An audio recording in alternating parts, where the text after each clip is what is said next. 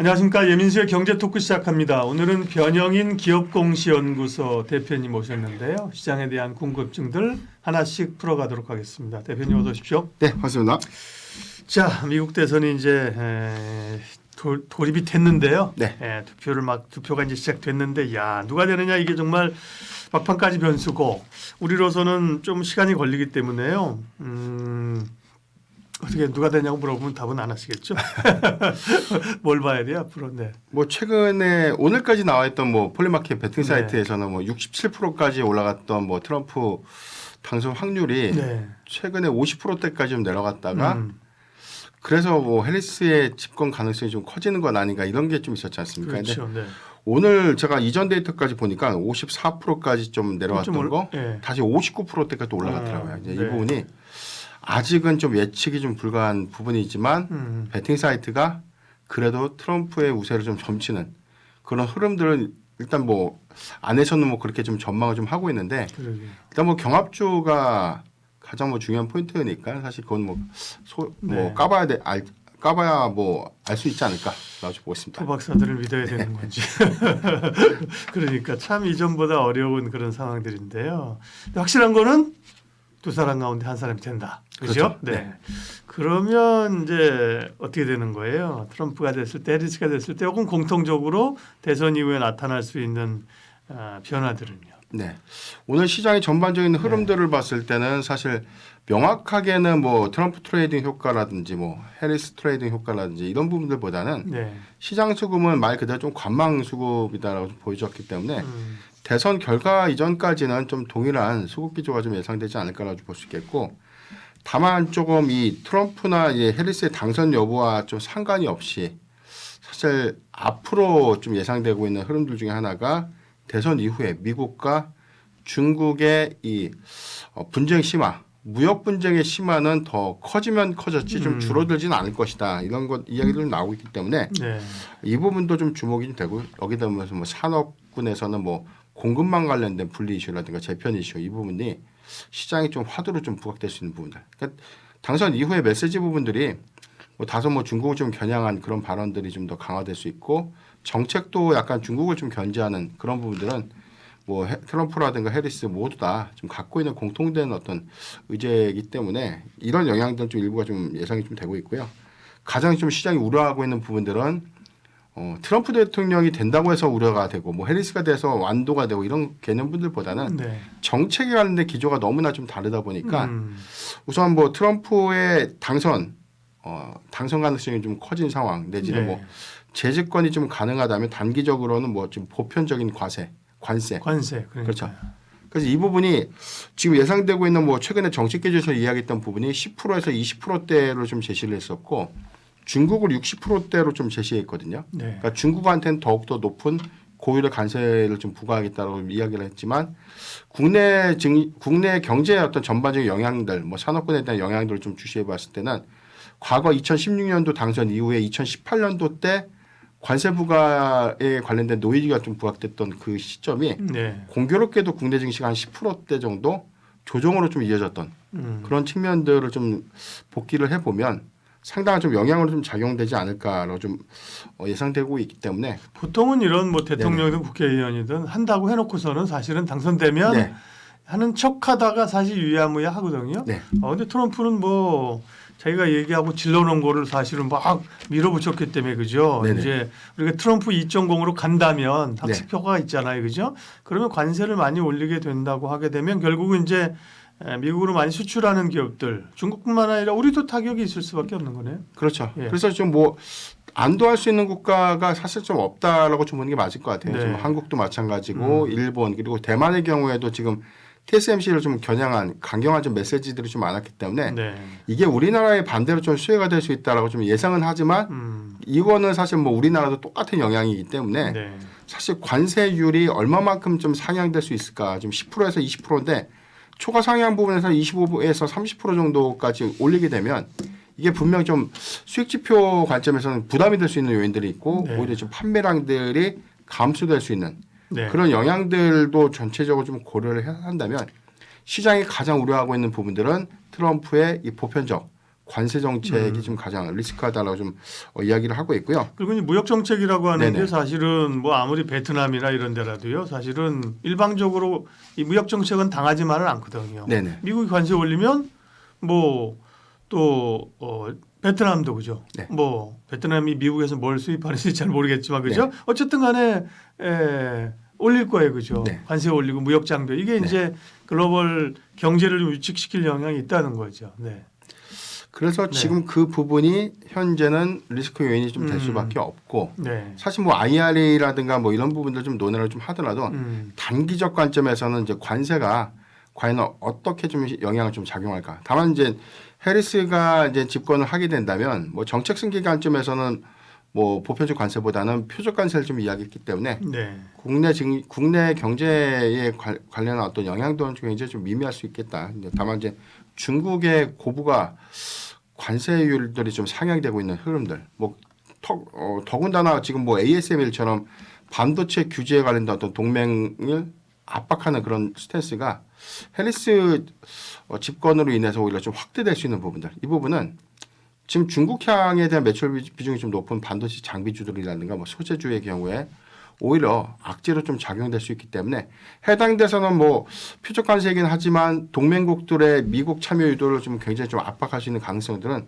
반도체 섹터에 좀 희비로 좀 작용될 수 있는 그런 리스크 요인들은 좀 있지만 대체적으로 뭐 표적 관세가 현재의 기조를 봤을 때는 좀 국내에는 다소 좀 우호적이지 않을까 네. 그렇게 좀 보고 있습니다. 지금 바이든 정부의 기조를 이어간다고 봐야 되는 거니까요. 네네. 해리스 부통령이 되게 되면 그러면 트럼프가 됐으면 뭐 두 가지 중에 하나니까 트럼프가 됐을 경우에는 IRA 폐지라든지 네네. 전기차 보조금 무료가 많이 여전히 있잖아요.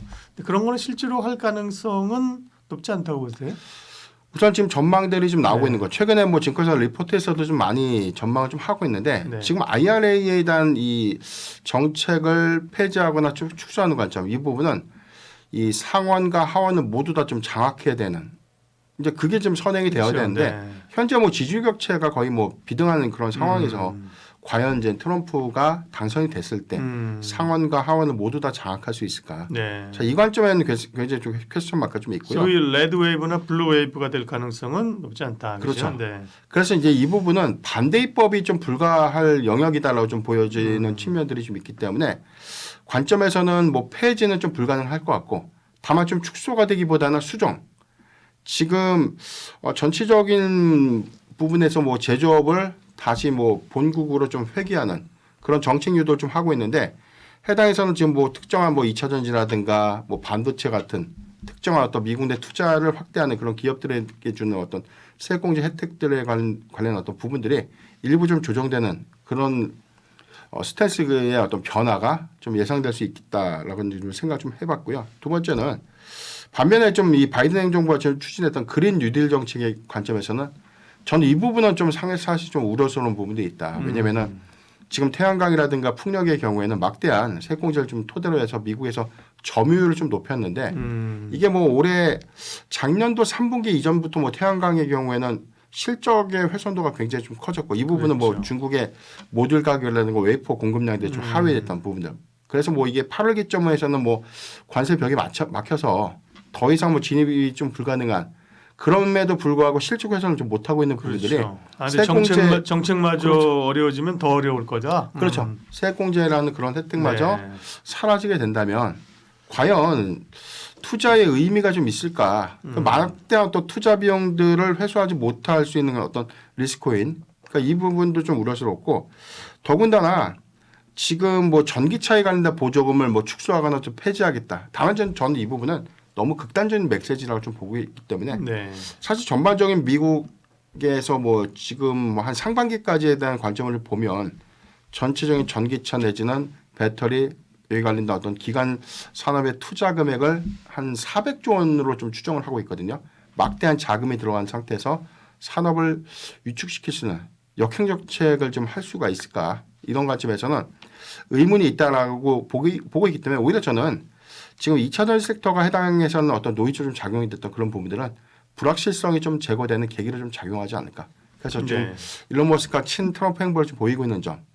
더군다나 종합적인 상황들을 좀 고려해봤을 때는 다소 일부에 대한 뭐 보조금 정책을 달리하신 뭐 적용 차종을 좀 줄인다든가 부분적인 수정은 있겠지만 전체적인 큰 틀의 기조 변화는 좀 유지가 좀 될 수 있는 가능성은 아직까지 좀 높다는 관점에서 저는 노이즈를 오히려 좀 기회로 좀 활용하는 것이 좀 맞지 않을까 그렇게 좀 보고 있습니다. 그리고 트럼프가 당선될 경우에 아까 이제 관세 올리는 것과 함께 감세한다 그랬잖아요. 네네. 감세를 하면 세수가 부족하니까 채권 발행을 많이 해야 되고 그러니까 네네. 금리가 오를 것이다. 트럼프 트레이딩이 나타나면서 이제 실제로 기준금리는 빠졌지만 실세금리가 올랐잖아요. 네. 그리고 미국의 금리가 오르면 달러가 강세로 가고 네. 그죠. 이런 것도 예측할 수 있는 흐름이잖아요. 그럴 경우에 시장 영향은 지금 트레이딩 효과에서 우리가 이전에 좀 최근에 뭐 10년물 국채금리의 경우에는 단기 급등을 좀 했었고 환율도 상승을 했는데 이게 단순하게 트럼프 트레이딩 효과인지 당선 이후에도 같은 기조가 좀 이어갈 것인지에 대한 해석은 조금 좀 달라지고 있어요.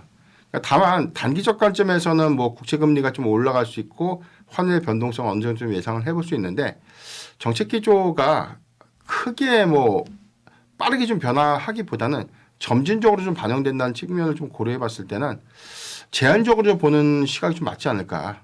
그래서 저는 뭐 국채금리가 단숨에 좀 급등을 하고 금리 인하의 속도 조절이 안 되고 환율이 다시 재차 상승을 하고 이런 기조들보다는 취임 전까지는 다소 그냥 저는 완만한 흐름들 안에서 좀 유지가 좀 될 것 같고요. 오히려 취임 이후에 내각이 구성되고 실질적인 어떤 정책들이 좀 더 확정되거나 지금 공표된 시점에서 각각의 영향도가 좀 달라질 수 있겠지. 지금 이 부분이 뭐 트럼프가 된다고 해서 이런 어떤 리스크 요인이 좀 반영된다. 이거는 저는 조금 더 그런 흐름에 대한 체크는 좀 필요하지 않을까라고 좀 볼 수 있겠고요. 네. 다만 우리가 해리스가 좀 집권을 한다는 관점에서는 최근에 이 트럼프 트레이딩 효과로 인해서 이제 미국 국채 금리가 좀 상승했던 그런 부분들을 되돌리고. 다시 좀 되돌릴 수 있고 환율이 재차 좀 하향 안정화될 수 있는 어떤 그런 부분들도 기대할 수 있는 요인들이 있는데 대체적으로 뭐 국내 증시 관점에서는 트럼프의 노이즈 효과들보다는 해리스의 어떤 우리 국내의 어떤 우호적인 여건들을 좀 고려해봤을 때 특히나 뭐 그린 뉴딜 정책의 승계의 관점에서는 태양광이라든가 오히려 풍력의 경우에는 정책 수혜 기조가 좀 더 유지되는 안도함에서 수급이 좀 개선되고 이에 따라서 뭐 내년도에 실적이 좀 개선될 수 있는 긍정적인 어떤 시그널로 좀 이어질 수 있겠고요.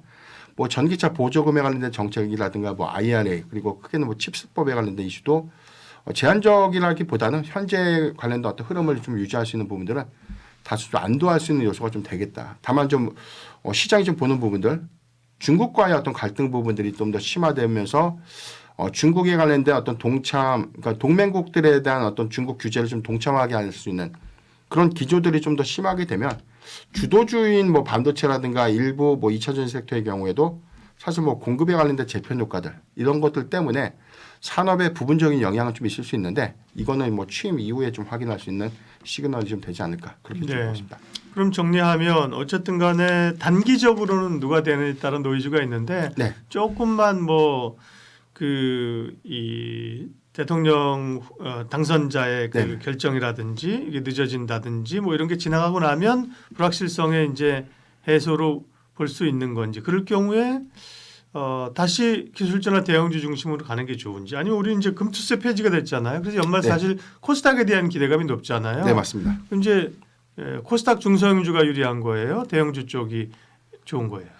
일단 이 수급의 방향성들 네. 특히나 외인 수급이 좀 크게 이탈됐던 부분들이 뭐 한국의 악재 요인도 상당히 좀 있긴 했고 뭐 주도주가 좀 쉬어가는 자리에서에 대한 외인 수급이 이탈됐던 네. 그런 부분들도 일조는 했지만 저는 좀 가장 큰 부분들이 2016년도에 대한 미국 증시 흐름과 좀 대비해서 봤을 때 신흥국 시장의 자금 유입이 빠르게 유출되면서 미국에서 단기 랠리로 좀 이어갔었던 흐름들 이 부분이 현재 미국 증시 흐름과 좀 다소 유사한 흐름들을 좀 보여줬고 대선 이후에 오히려 해당되는 부분들을 뭐 주요 빅테크 기업들에 대한 단기 조정이 좀 일어나면서 해당된 차익 매물에 대한 소화 자금들이 다시 신흥국으로 좀 유입되면서 신흥국 시장에 대한 증시가 좀 반등하는 계기로 좀 작용됐던 측면들로 만약에 좀 이어진다면 긍정적인 수급을 좀 기대해 볼 수 있겠다라고 좀 판단을 해봤고요.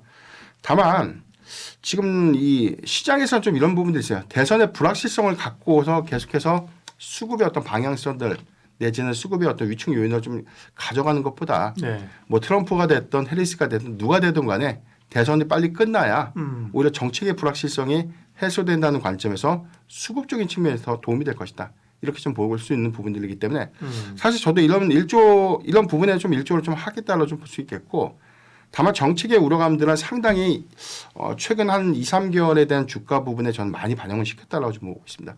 그러니까 미국 증시가 상대적으로 강했음에도 불구하고 국내 증시가 해당되는 어떤 수급 기조를 좀 동조하지 못했던 그런 흐름들을 좀 우리가 감안을 해보면 금토세가 이번 뭐 11월에 뭐 본회의에서 최종적으로 폐지가 좀 확정이 되고 그리고 미국의 대선 불확실성이 해소가 되는 그런 시점이라면 12월 뭐 한 2달 남은 2024년도에 수급은 저는 뭐 긍정적인 유입하에서 뭐 여기보다 지금 현재보다는 좀 완화될 수 있는 어떤 우상향이 좀 예상된다라고 좀 전망해 보겠습니다. 그러면 정리하면 미국 대선 이후에 시장 흐름은 불확실성 해소로 보셨고 유망 섹터는요?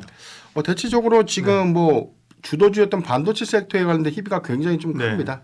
그래서 미국 기술주가 조정을 받으면 반도체 섹터가 같이 좀 조정을 받지 않을까라고 좀 많이 우려를 좀 하는데 만약에 뭐 트럼프가 집권한다고 하더라도 AI에 관련돼서는 굉장히 긍정적인 뷰를 좀 갖고 있거든요.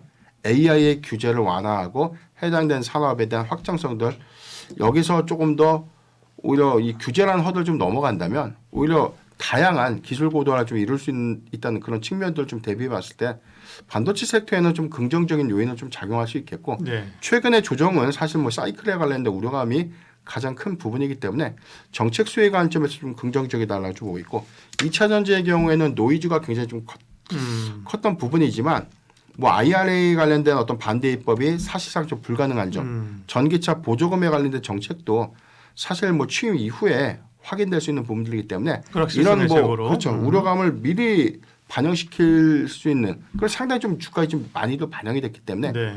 오히려 리스크 요인의 완화 관점으로 좀 봐야 될 것 같습니다. 그리고 제약 바이오 섹터가 해당되는 뭐 국채 금리가 좀 변동성이 좀 큰 그런 부분들 이런 요인들 때문에 일시적인 수급 정책을 좀 가져갔지만 공통된 어떤 공약이라는 관점에서는 뭐 제약 바이오 섹터의 경우에는 뭐 오히려 리스크 요인이 좀 완화되고 난 이후에 수급이 크게 좀 유입될 수 있는 가능성이 높지 않을까 그렇게 좀 정리하고 있습니다. 예, 미국 대선 과정과 대선 이후의 전략 기업공시연구소 변영인 대표님과 함께했습니다. 고맙습니다.